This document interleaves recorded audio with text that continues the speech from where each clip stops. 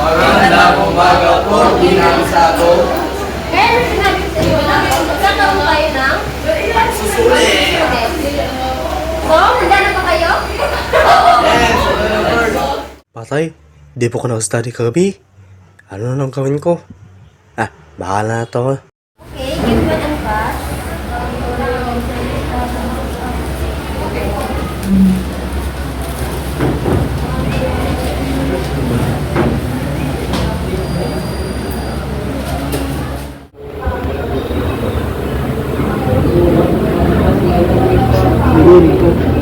Meron ka ng sagot? Oo, meron na.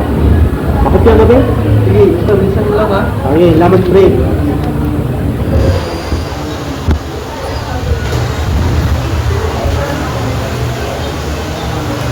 Ito pre, wala na pre. Okay, exchange your paper.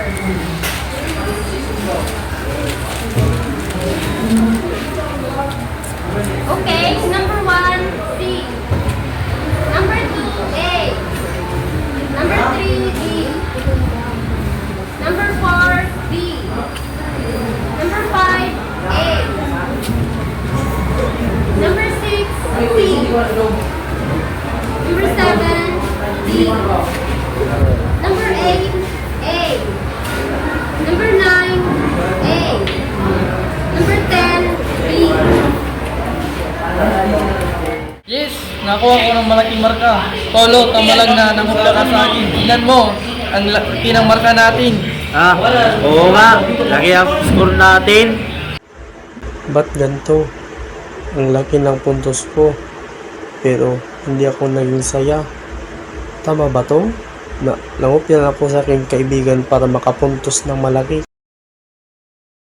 Okay, goodbye class. Goodbye and thank you. Excuse me ma'am, kailangan ka ako sa Gusto ko lang nagpapaya ako sa nagpapasabot sa aking kaibigan.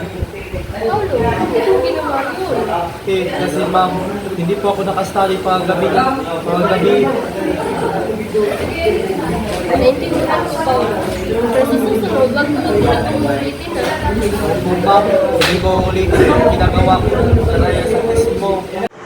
Ngayon ko naramdaman ang bigat ng konsensya, ang pakiramdam ng pagsisisi, at natutunan ko nga mas masaya kung mag-aral at magkuha ng mataas na grado na hindi magdadara.